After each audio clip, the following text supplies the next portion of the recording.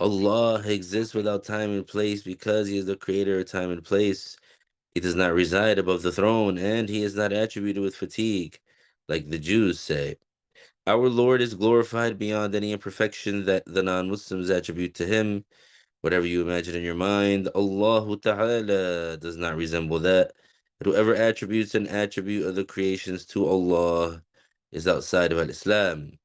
And I testify that Muhammad sallallahu alayhi wasallam, the son of Abdullah, the son of Abdul Muttalib, the son of Hashim, the son of Abdul Manaf from the tribe of Quraysh, is the best creation of Allah and his final prophet and messenger sent to all humans and jinn, and he is truthful about everything that he conveyed of the revelation. Thereafter, remind ourselves to have the sincere intention for the sake of Allah in attending this session of Islamic knowledge, because having the sincere intention is a requirement to get the reward. So the Muslim, whenever he does a good deed, he has to have the sincere intention for the sake of Allah to get reward for that good deed. The reward is defined as the compensation that the Muslim receives in the hereafter, or the good deeds that he did in this life among what makes him happy. An example of the reward that is guaranteed to the righteous Muslim in the grave is that his grave is expanded approximately 105 feet by 105 feet, and his grave is illuminated with a light similar to the light of the full moon, and the fragrance of paradise would be present in the grave. The sincere intention means for the Muslim to do the good deed, seeking the acceptance of Allah only and not the praise of the people. So, Alhamdulillah, we are grateful to Allah that we have been guided to Al Islam. We are happy and thankful that Allah Ta'ala has made our hearts accepting of Al Islam, that Allah Ta'ala has made our hearts open to Al Islam, because that is the greatest blessing. Islam is the greatest blessing. So, Alhamdulillah for the endowment of Al Islam. And we are grateful and thankful to Allah that we have been guided to have the connected chains, to have access to the connected authentic chains leading back to the Prophet sallallahu alaihi wasallam. So this is also important and essential because the Muslim, he has to abide by what Allah Ta'ala has revealed to the Prophet sallallahu alaihi wasallam. And if he does not, then he is in the wrong. The Muslim, the one who does not follow the Prophet sallallahu alaihi wasallam, the one who is not in line with the teachings of the Prophet sallallahu alaihi wasallam, that person, he is not in a good situation. The person who does not follow the teachings of the Prophet sallallahu alaihi wasallam, that person is astray and essentially astray. The person who follows their own desires, and he is following the path to destruction. So for us as Muslims, our way is an easy way. So our process is an easy process. What is that? It's following the Prophet sallallahu alaihi wasallam. And there's no way that you can follow the Prophet sallallahu alaihi wasallam except if you know what he taught, or except if you know his teachings. And so practically, and the only way to know the teachings of the Prophet sallallahu alaihi wasallam in the practical sense is to learn from him. And so the people that were living during the time of the Prophet sallallahu alaihi wasallam, those companions who they answered the call of the Prophet sallallahu alaihi wasallam, they learned from the Prophet sallallahu alaihi wasallam directly. Then those companions, after the Prophet sallallahu alaihi wasallam passed away, the knowledge that they absorbed directly from the Prophet sallallahu alaihi wasallam, they passed it on. So they taught other people what the Prophet sallallahu alaihi wasallam taught them. They taught other people what they learned from the Prophet sallallahu alaihi wasallam. Then those companions who died, those companions who they had passed on the knowledge to those who follow them after that, they then passed on the knowledge to those that came after them, and so on and so forth until reaching us. This is something inevitable, something that cannot be disrupted, something that cannot be denied. Why? Because that's the only way to have the credibility in Islam is by having the connected chain that leads back to the Prophet sallallahu alaihi wasallam. This is how authenticity is achieved in Islam. Without the authenticity, then the person, they cannot be sure that they are following the teachings of the Prophet sallallahu alaihi wasallam because they won't be able to verify. They won't be able to verify that this is the information from the Prophet sallallahu alaihi wasallam. So that's why we are grateful and thankful to Allah that we have been guided to have access to the validated and connected chains of transmission of Ahlus Sunnah wal Jama'ah, the saved group.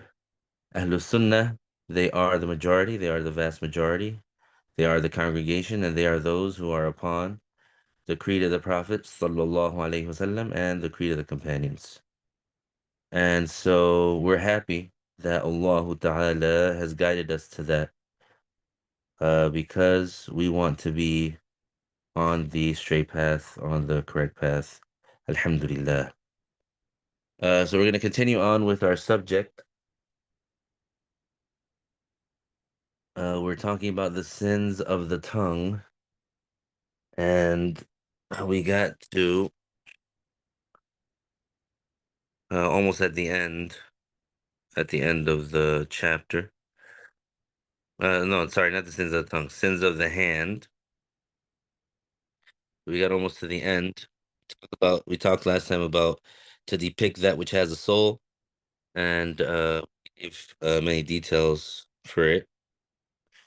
So now we're going to move on to refrain from paying one's zakah or part of it after it is due and one is able, or to pay that which does not suffice, or to give zakah to those who are not entitled to it.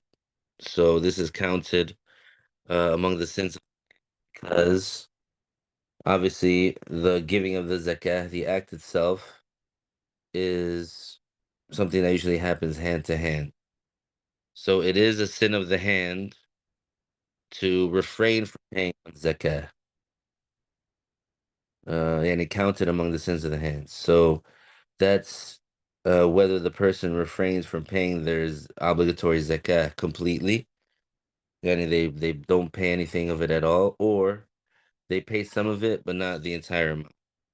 And of course, while it is due, meaning that the time that is supposed to elapse on the money that makes it so it's an obligation to pay zakat, that time passed. And so now the time to pay zakah is in, and the person has it, and he's, for example, he's able to transfer that money to the one who deserves it, and he's able to deliver it, for example. It's not like he has the money in a safe in a different country and he can't get to it right now. No, he can get to it and he has it and it's due. So to withhold it is a sin of the hand. Or to pay that which does not suffice, meaning, let's say his zakah is due on him, but instead of paying the zakah that is due, he pays something else. So let's say that he was supposed to pay the zakah of gold, and remember, we're talking in the Shafi'i school, within the madhab of Al-Imam al-Shafi'i. This madhab, for the case of zakah, it's not valid to give, let's say, the equivalent value of the gold, let's say in paper money. So in the Shafi'i school, When you're paying the zakah on gold and silver, it has to be paid in gold and silver. When you're paying the zakah, let's say a fitr, zakatul fitr, you have to do it with the actual staple crop that you're supposed to pay. Now, of course, according to Imam Abu Hanifa, radiallahu anhu, was an undisputed, credible Imam of Ahl Sunnah. He says that you can pay the equivalent amount, but since we're explaining in the book the Shafi'i school, I'm just mentioning that so it's clear about that issue. But of course, there, according to Imam Abu Hanifa, it is valid to pay the zakah any with the value, the equivalent value of the original thing that you're supposed to pay. So, but in the case where the person that said he has to pay gold and he doesn't pay gold, or he has to pay a certain amount and he's not doesn't pay that amount, or what he was supposed to pay, for example, was not did not meet the criteria for something eligible to be paid as zakah, this is also a sin of the or to give zakah to those who are not entitled to it. Subhanallah, how often does this happen? Because some people they have perverted the meaning of wafi sabilillah in the ayah of zakah. There's an ayah in the Quran that essentially names all the eligible recipients of zakah. And so there's at the end of that ayah, it says wafi sabilillah, and you're referring to uh the volunteer fighters that volunteer for jihad. So these are referred to in that ayah as fi sabilillah.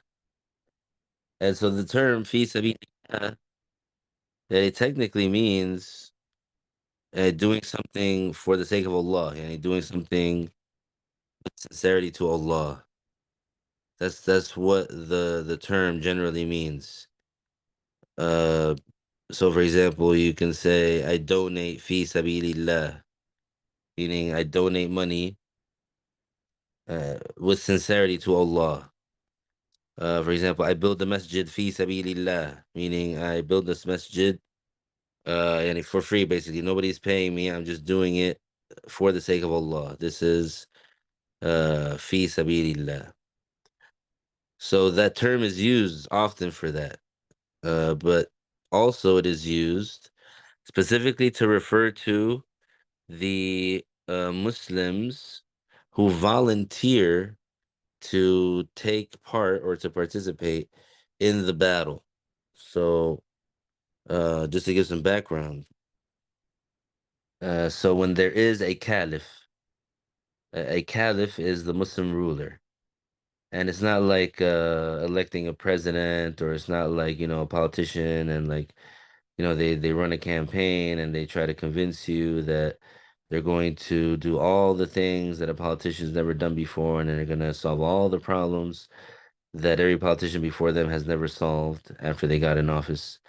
So they use that story to try and get people to vote for them, and then when they finally get into office, then nothing happens. It's business as usual. So the caliph is not like that.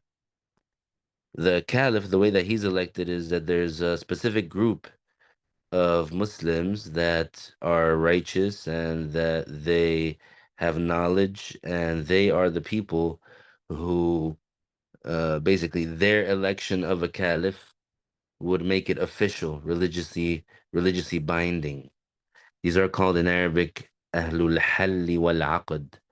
Basically, a certain group of Muslims and that have a high religious status.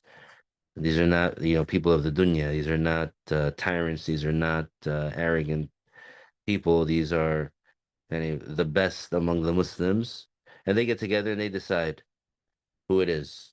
And so once they decide and once they elect that person, then that becomes religiously binding. So that caliph now, he has certain responsibilities.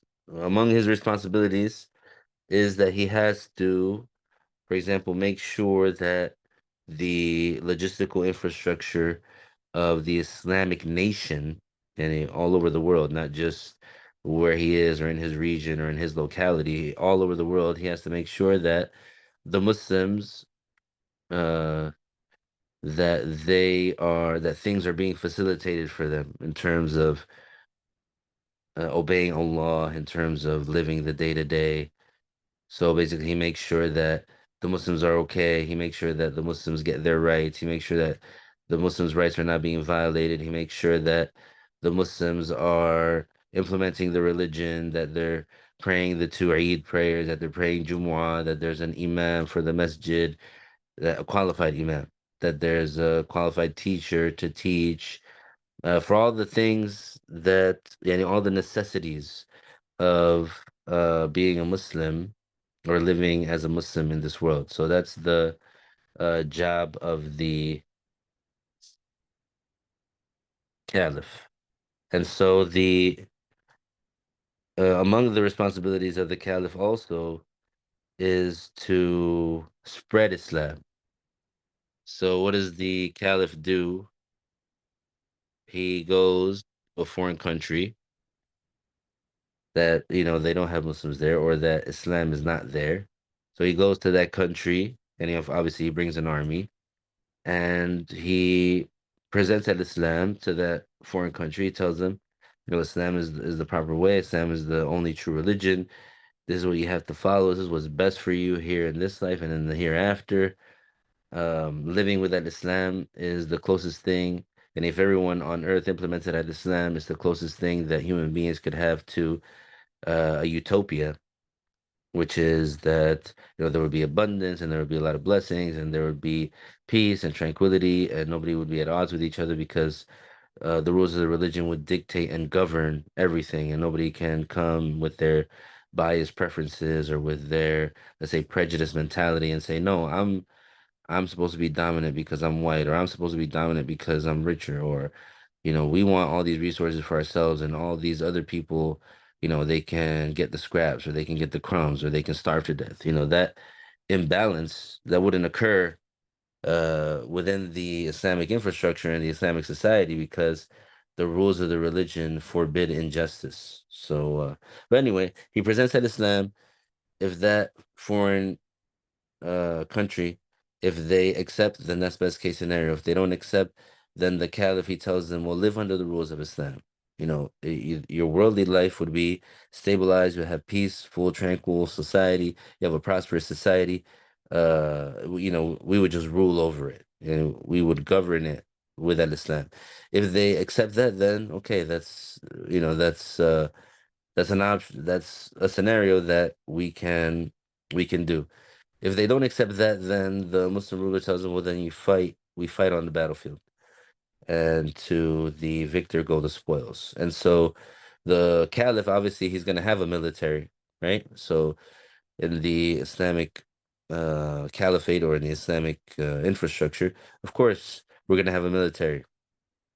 And just so you know, a lot of the military strategies that are used in the modern days, they come from imitating the strategies of a very famous Muslim general known as Khalid ibn al-Walid, who was he was undefeated basically in the battle. So any battle that he was in, he was undefeated in that battle. But anyway, well, on that battle that happens, right, this is called jihad. This is called jihad. And so obviously, the caliph, he's going to have an army of actual soldiers. Yeah, that's their livelihood. That they're in the military, just like in the secular military. They get paid to be a soldier. So they train and they have specialized skills and they get a certain amount of money and etc. That's how you support their family, by being a soldier. So in the Muslim army, that we have that too. We have actual soldiers who are enlisted, who that's their livelihood. They're soldiers. They're part of the Muslim army. That's how they get paid. Fi sabilillah is referring to the volunteers. Okay, they're not enlisted in the Muslim army. They're not paid to be soldiers. They're like, regular day-to-day Muslims. They're, carpenters and blacksmiths and merchants and laborers that they want to join the battle because they know the reward that comes with it. So these are called fi sabilillah. So that's what the ayah is referring to. Wa fi sabilillah is referring to those volunteer fighters who fight in al-jihad, who are not enlisted in the Muslim army, who are not getting paid to be soldiers. So these ones, they are one of the eight categories of the zakah. So if someone wants to pay the zakah to any of those eight categories, they can. But if someone supposedly pays their zakah to other than those eight categories, then what happens? It's not valid.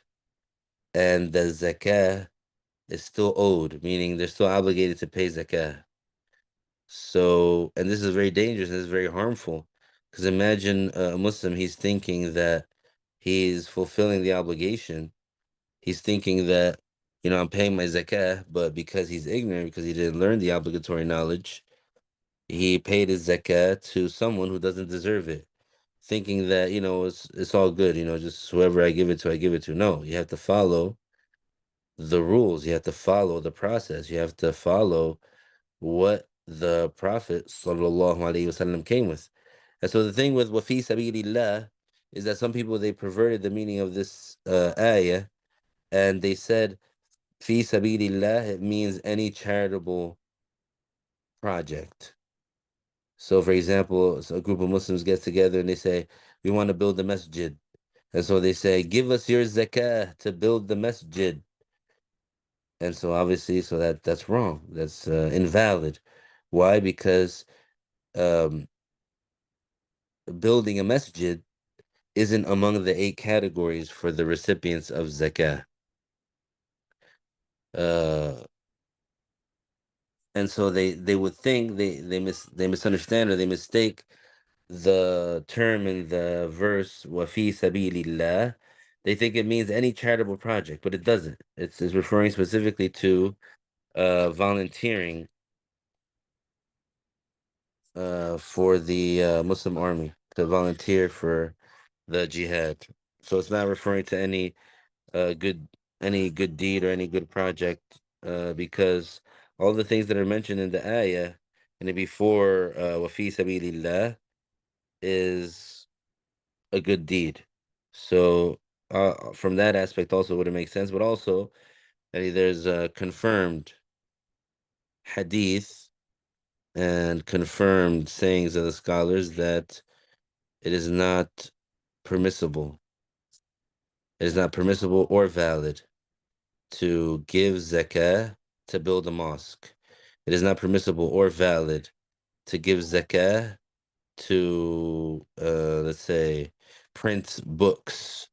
It is not valid or permissible to use zakat money to, let's say, pay the bills of a masjid, for example, or to build an Islamic school, or to build an Islamic library, or whatever. Anything that is outside of those eight categories is invalid and sinful to pay zakat. So that's kind of the sins of the hands. Also to refrain from paying the employee their wage. So when the employment contract is made, for example, in the Shafi'i school, you specify, let's say, the type of job and the amount of money that you get paid for it. So you say, for example, I now hire you to mow my lawn for 50 American dollars. And so then the person says, I now accept. So now the contract is made. Now, yeah, he can pay him up front or he can wait until he's finished. So he mows the lawn. So now he's finished. And then the guy says, oh, I'll pay you tomorrow. Like, I'll pay you tomorrow or I'll pay you next week or whatever. But he has the money to pay and he's withholding the payment. He's not giving it to him right away. So the worker, he deserves to get paid right away, and he deserves the money right away. And so for the employer to withhold it without an excuse or to refrain from paying would be sinful. So this is something, subhanAllah, that happens. And even nowadays, and what I mean, like even amongst Muslims, they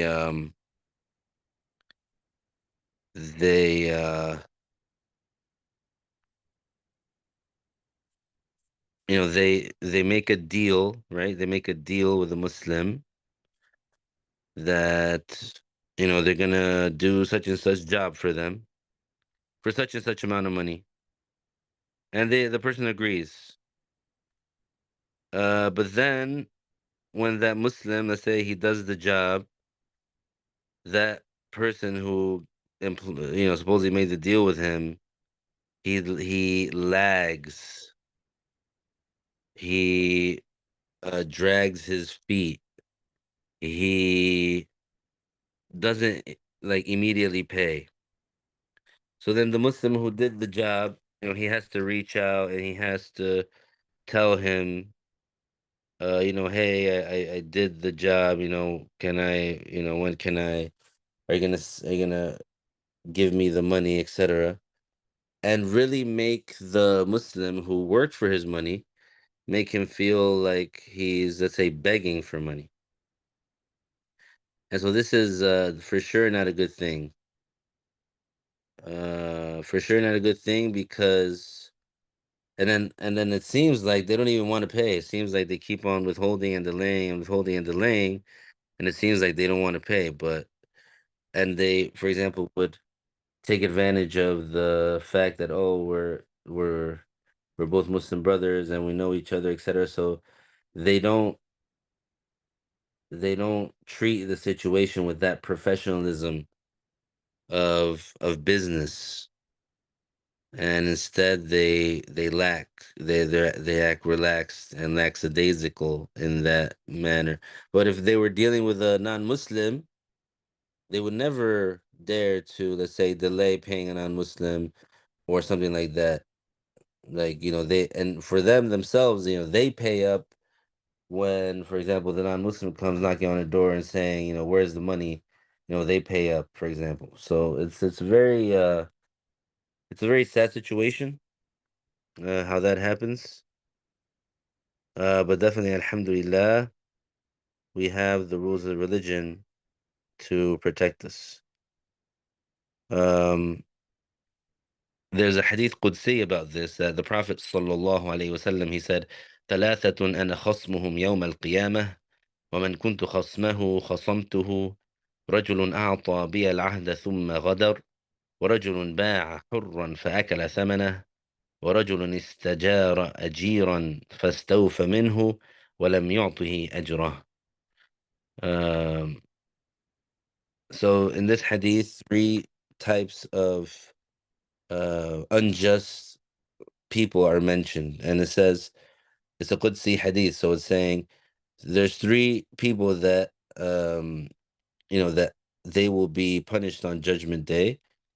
The man who um, gives an oath by the name of Allah and then he betrays, and then the man who um, which is what is that oath of pledging allegiance to the caliph. So the one who pledges allegiance to the caliph and he, let's say, rebels against him, then that's the person that's being mentioned here. And then a man that he sold a free man as a slave and he consumed the price, and a man who hired an employee and that employee did the job and he did not give him his wage.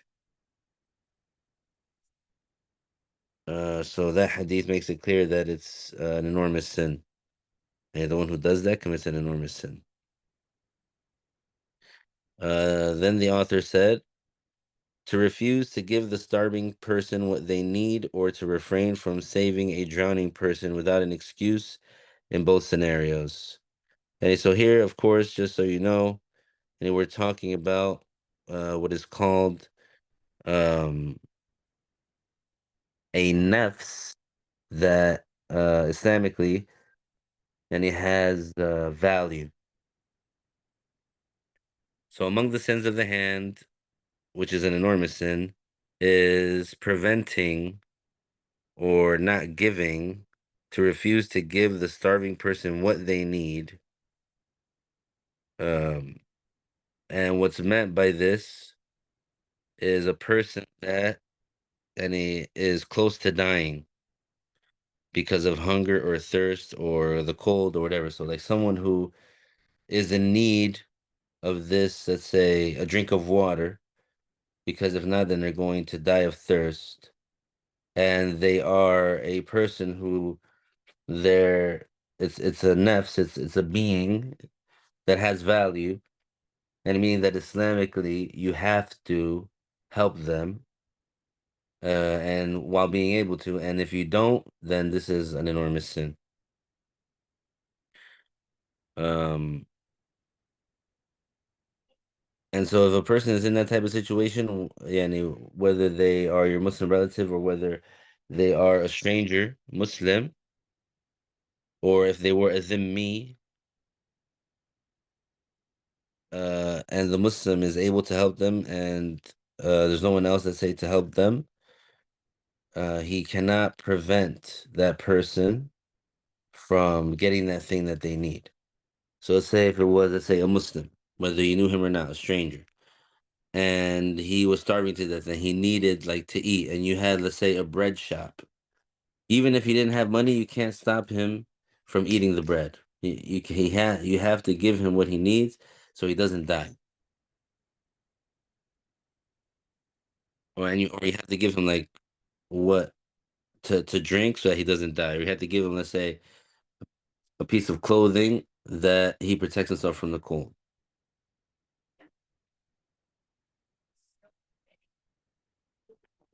And also among the sins of the hand is to not save the drowning person that is ma'asum.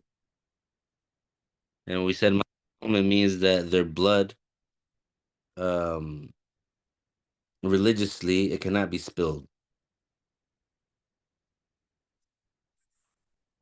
Now, of course, if a person is drowning and you don't know how to swim, then it's not on you. You're not obligated to jump in.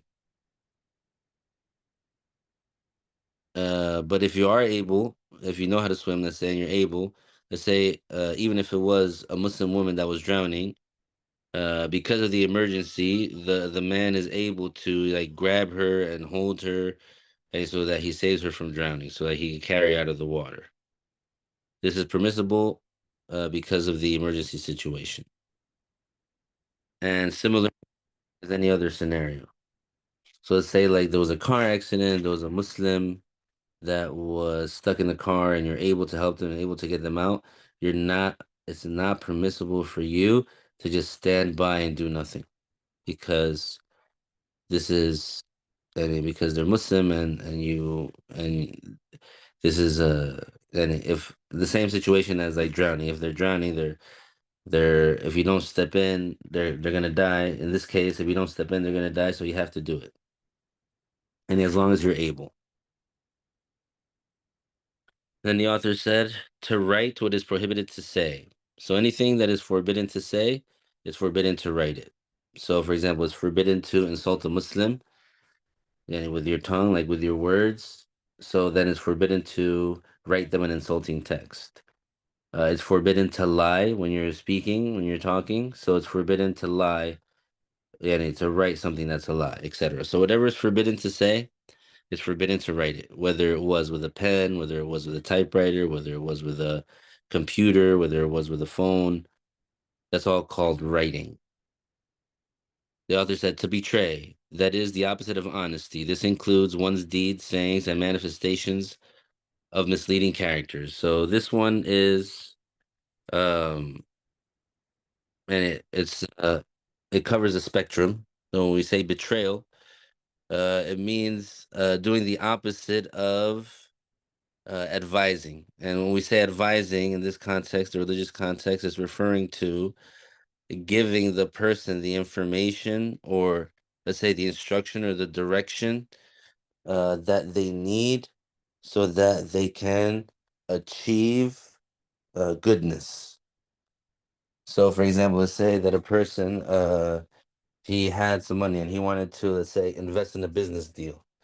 So, if let's say you're a person that has experience in that, so they come to you and then they ask you, for example, should I invest in this? And you know that it's a bad investment. So you have to tell them no. You have to tell them don't do it. And you can't tell them, yeah, do it, or I would do it, or I recommend it, while knowing that it's a bad deal. This is betrayal. Because in this case, when he came to you seeking your advice, the nasiha, the advice, is to give this person the information or to tell this person what to do so that he gets the goodness that he's seeking. So that person that wants to invest the money he's seeking, let's say, to double his money. So you point him in the direction or you tell him the information that would help him do that. So it's completely selfless in that sense. Like you're not going to tell him something so that he loses his money, because then that would be the betrayal, the type of betrayal that we're talking about. So it can occur with sayings, or it could occur with actions, or it could occur with misleading characters. Um, so Allah Ta'ala, He revealed in Al-Quran, إِنَّ اللَّهَ يَأْمُرُكُمْ أَن تُؤَدُّوا الْأَمَانَاتِ إِلَى أَهْلِهَا.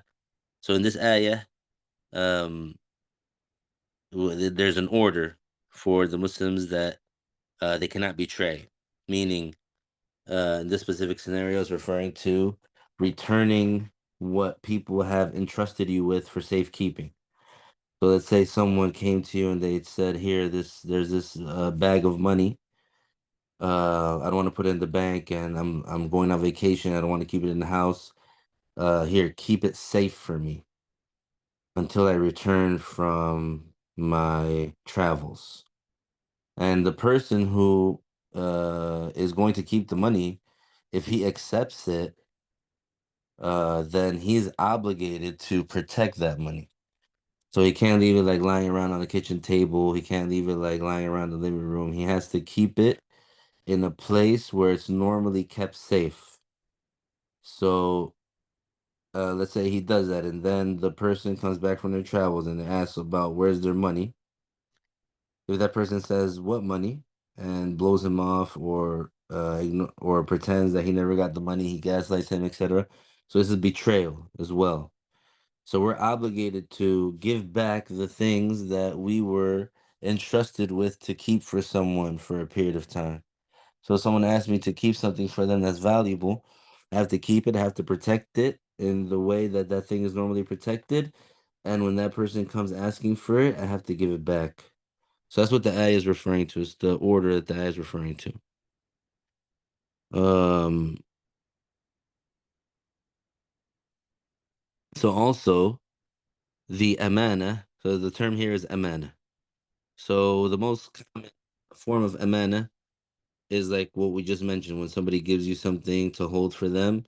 So it's they're entrusting you with it, so you have to keep it safe. You're obligated to keep it safe, etc. But also amana is referred to, or it's used in the Islamic context, and it's referring to what Allah Ta'ala has made obligatory upon His slaves. Like for example, the obligatory bath after being junub, after having the major ritual impurity. And also, the amana encompasses what the employee is entrusted with from his employer, and what the husband entrusts his wife with in the house, so that she doesn't betray him in his bed or in his money.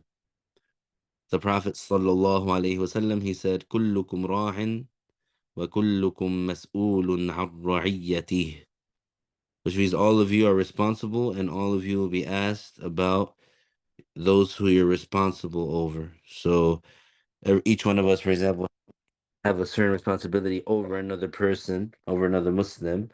And so each one of us will be asked about the people that they were responsible for. Did they fulfill their responsibility towards them? So for example, like the husband, he is responsible for his family. So did he, let's say, bring his family halal money? Did he, for example, lead as a good Muslim? Did he implement the teachings of the religion regarding his family? Did he, for example, teach his children that are at the age of mental discrimination? Did he teach them what he's obligated to teach them, etc.? So there's certain obligations as parents that we have to fulfill towards the children, and those obviously are outlined and specified. So did he do that or not? Did he do that responsibility or not? That husband, let's say, he's going to be asked on Judgment Day about how he handled his responsibility. Uh, Al-Imam Ahmad and Ibn Hibban, they both narrated a hadith from Anas ibn Malik, which is the great companion. The hadith says, لا دين لمن لا عهد له ولا إيمان لمن لا أمانة له. Now, some people they might translate that literally, and they would say, there is no deen for the one who has no, who his word is any broken or his promise is broken, and there is no belief for the one who betrays the trust. But it doesn't mean, and it's not literal. Basically, it means that the one who, let's say, gives his word and then breaks his word, then he is not a perfect Muslim, and he is lacking one of the ideals that make the Muslim a perfect Muslim.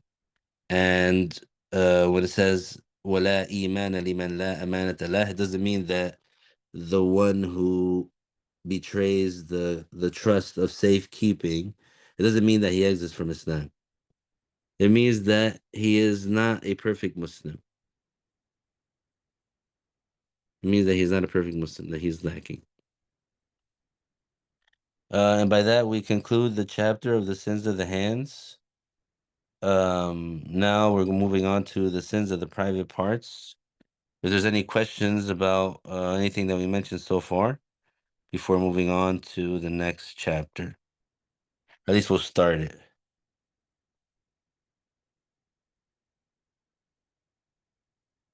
We have a question here. Is that rule by all schools? I don't know what rule it was.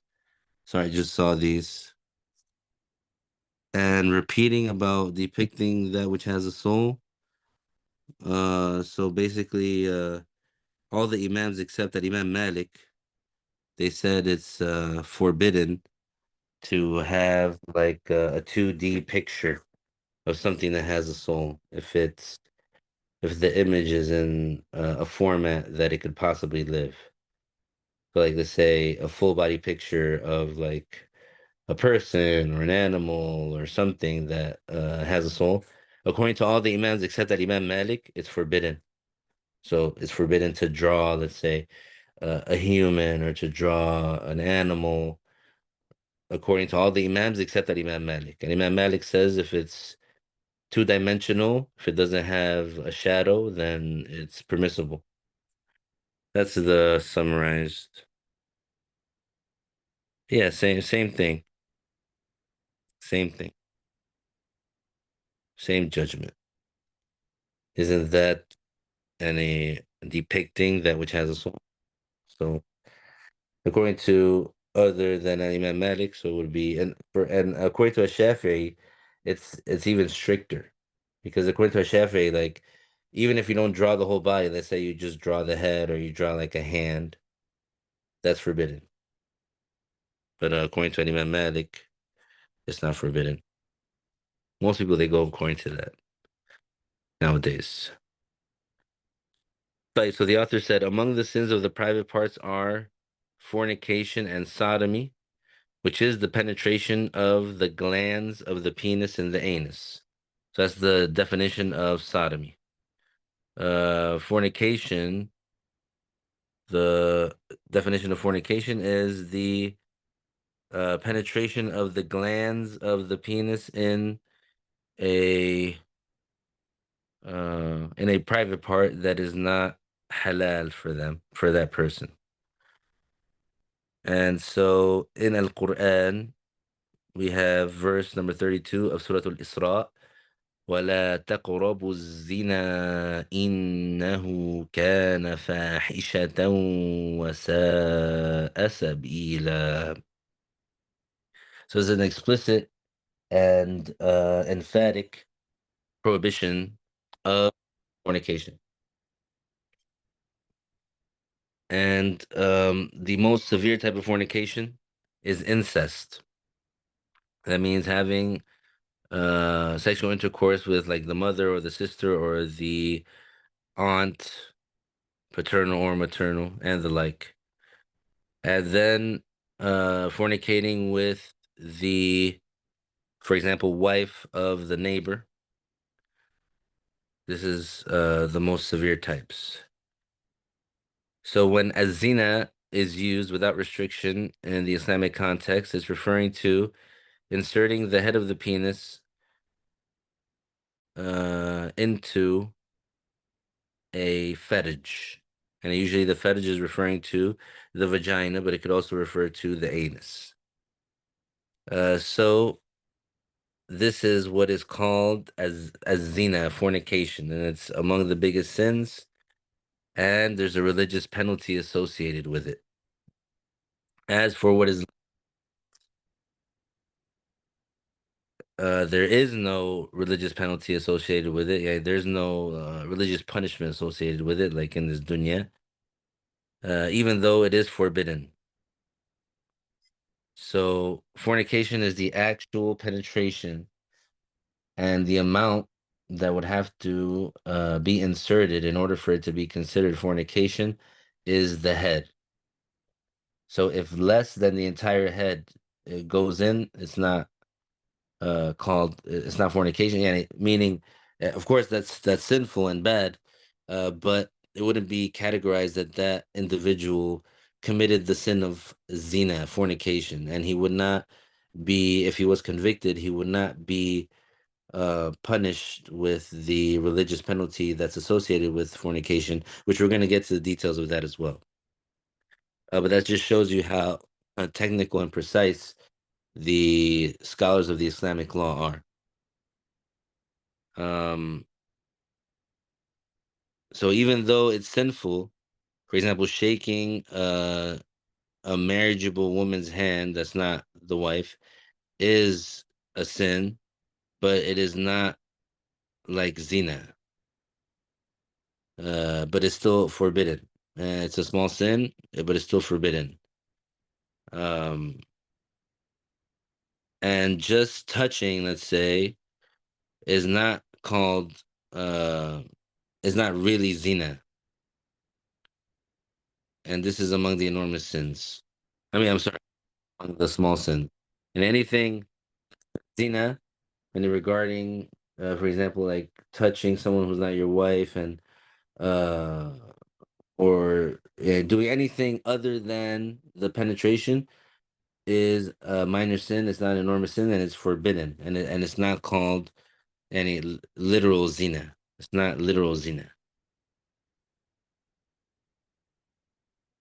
So Al-Bukhari narrated that it was said to the Prophet sallallahu alaihi wasallam, "Ayyu dhanbi ashad?" What is the most or what is the biggest sin or the most severe sin? And he replied, "An taj'ala lillahi niddan wa huwa khalaqak," which means to worship other than Allah. Then it was said, "Thumma ayyun," and he said, "An taqtula waladaka makhafata al-faqr," which means to murder your own child out of fear of poverty. Yani killing the child because the parent, let's say, thinks that they won't be able to afford to provide for this child, so they just kill it. And so that obviously is referring to killing unjustly. And it was said, ثُمَّ أَيْ, and he said, أَن تُزَانِيَ حَلِيلَةَ جَارِكَ, which means to fornicate with your neighbor's wife. So the Prophet sallallahu alaihi wasallam in this hadith, he made az-zina the third biggest sin. And he named az-zina as the third biggest sin. And this is what the hadiths that have the strong chains of narration confirm. As for the hadith, dirham riba ashaddu min sittatin wa thalathina zanya, there's a wording of a hadith that it's not to the same strength of confirmation as the hadiths that show that a zina is the third worst or the third biggest sin. But basically, that other hadith that says one silver coin in usurious gain is more severe than 36 fornications. So we say that this is not, that hadith is not confirmed. Even though some narrators of hadith, they judge that hadith about the silver coin as confirmed, but it doesn't have the same strength level of the chain of narration as the hadith that mention zina as the third worst sin. But usurious gain is up there with amongst the worst sins. Um, anyway, as for sodomy, it is inserting the head or the glands into the anus. That is into the anus of someone other than his wife or his slave. So whether that was male or female. So here specifically we're referring to al-liwat. So we're basically saying and excluding the wife, because if the husband does it to his wife, then it's still forbidden, but it's a different process of like how it's dealt with. If a man, let's say, he fornicates with a woman that's not his wife, or he sodomizes a woman that's not his wife, or he sodomizes a man, there's a different punishment, or there's a different process that how that's dealt with. But if the husband, he, let's say, um he does that to his wife, if the husband does that to his wife, it's forbidden, uh but he wouldn't be, for example, let's say, stoned to death because of it. uh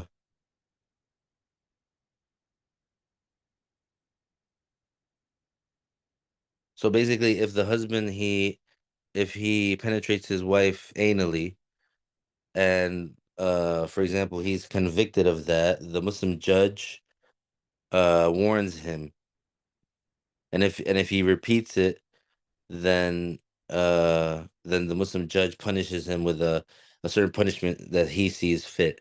But it's not the same punishment as, let's say, the one who sodomizes a woman who's not his wife or sodomizes a man. So now, what is this religious punishment? So the one who is free, the penalty of willful fornication for the muhsan, free person, whether male or female, is stoning with mid-sized stones until death.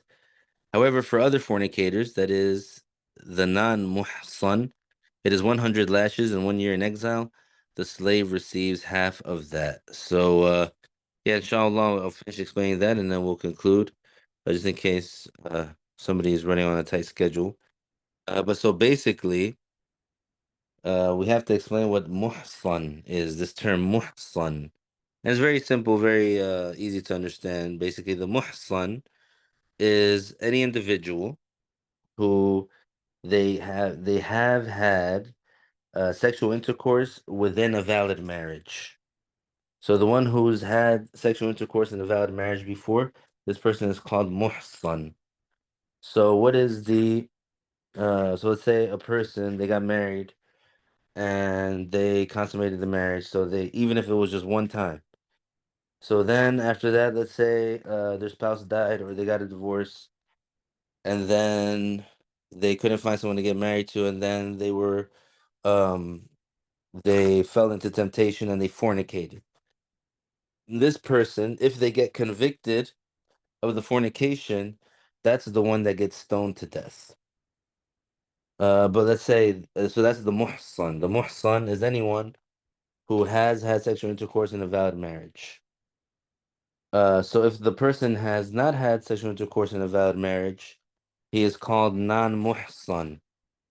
And so the person who's non-muhsan, if he fornicates and if he gets convicted of the fornication, he doesn't get stoned to death.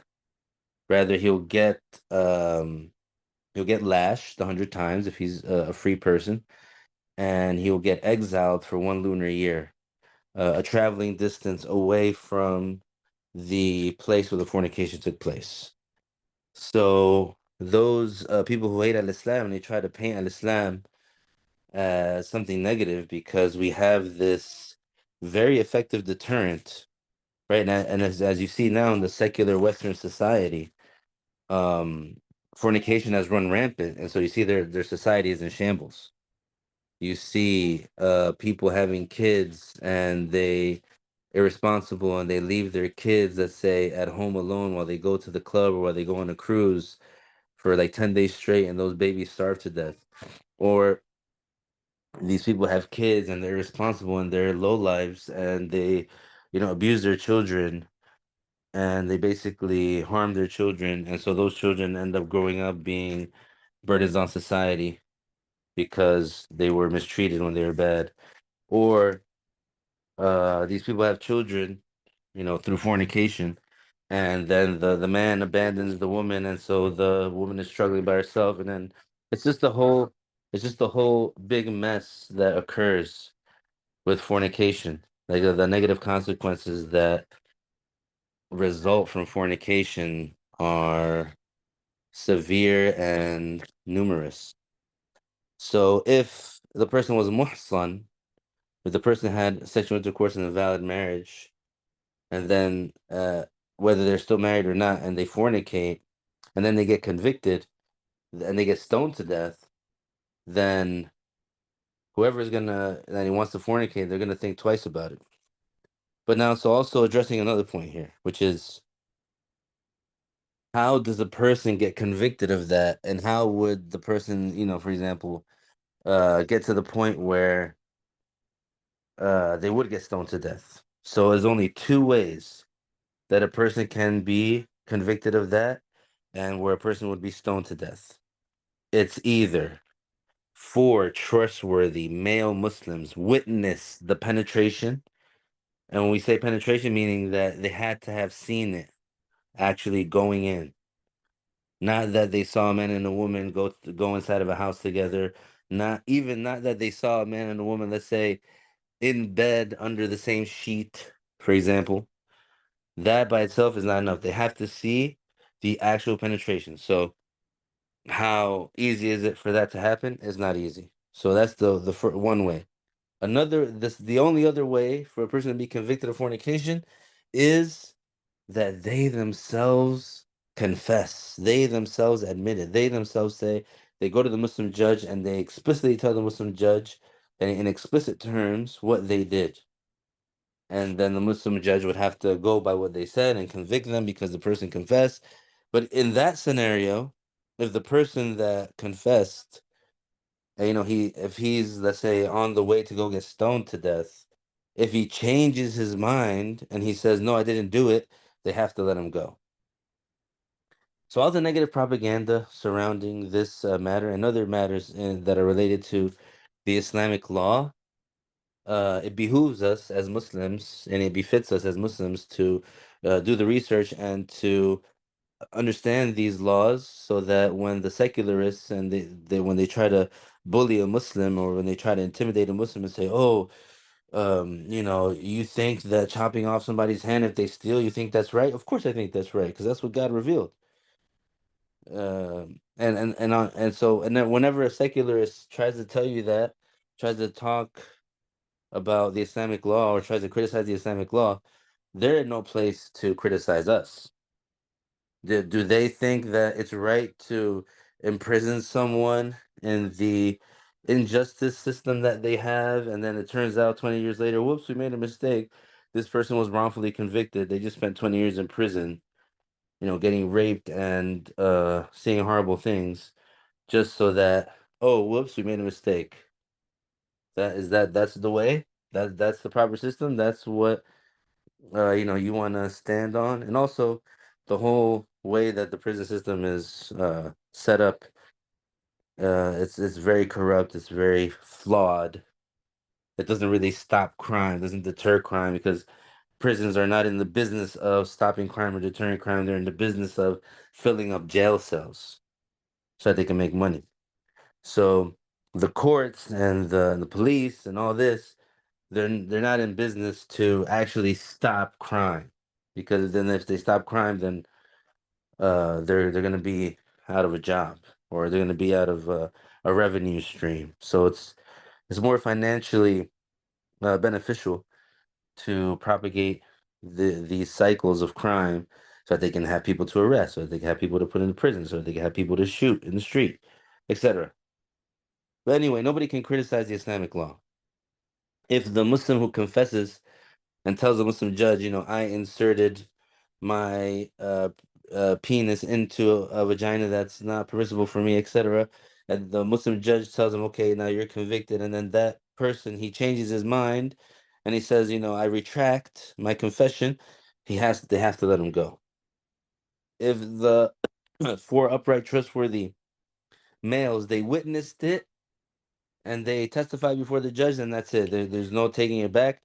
Then that Muslim would be there'll be a hole that is dug and then like waist deep, and then the Muslim is placed in the hole, so he's like there, can't move. And then the other Muslims, they take medium-sized stones and then they pelt, they hit and they throw the stones at that Muslim until he dies. And then uh after that he's washed and he's shrouded and he's prayed for and he's buried in a Muslim cemetery, and he's been purified from that sin, because the punishment that he went through for that sin, the religious punishment, it absolves him of that sin in the hereafter. So in the hereafter he's not going to be questioned about it. And Allah Ta'ala knows best. Here somebody asked, they said, regarding the hadith of riba and zina, so you don't take from it? No, it just means that usurious gain is not a bigger sin than fornication, but still, riba is still an enormous sin. The issue is that for sure the meaning of that hadith, we don't take from it that one silver coin in usurious gain is more sinful than 36 fornications. A'udhu billah. So for sure we don't take that, but the meaning is, and if with the proper stance is that fornication is way more severe than usurious gain. Yeah, and then the other question is, how does such a hadith spread if it's not true?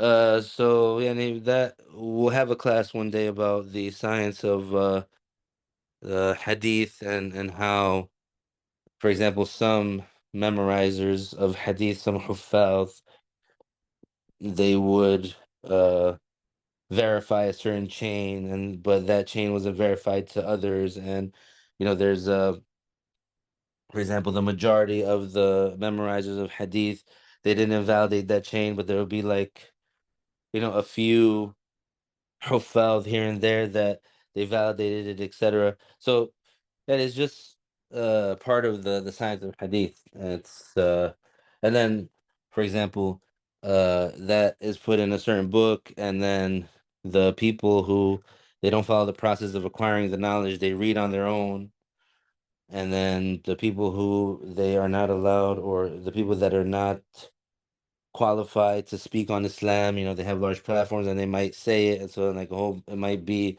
a whole bunch of people, they heard this ignorant person say that, so they're just repeating what the ignorant person said. So something like that. So it is a misconception. Fornication is the third biggest sin. The biggest sin is blasphemy, yani shirk, yani worshiping other than Allah, and he not being Muslim. Then the second biggest sin is killing unjustly. And the third biggest sin is fornication.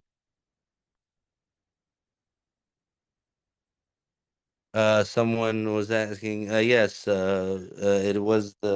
It'll be uploaded, inshallah. You'll see it. Barakallahu feekum. Any other questions? طيب. Question here says, do we say hadith generally are preserved by Allah?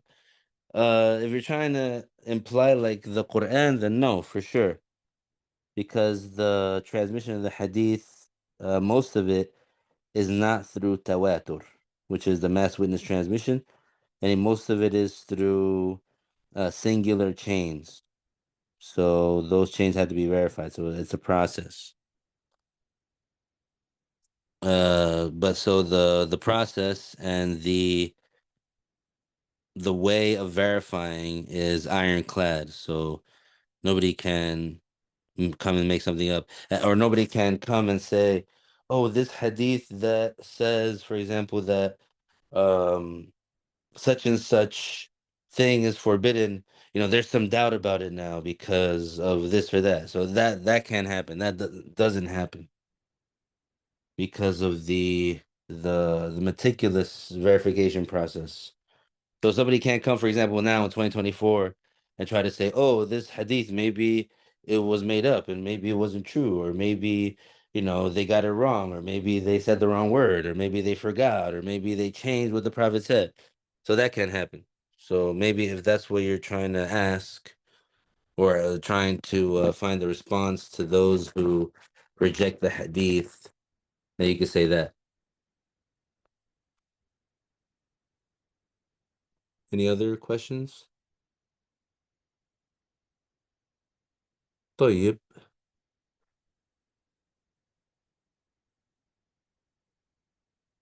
So the first is worshiping other than Allah, yani not being Muslim, yani like, being a Christian or a Jew or an atheist or an idol worshiper, any blasphemy in general, and not being Muslim. That's the biggest sin of all. The second biggest is killing unjustly. The third is fornication, as zina.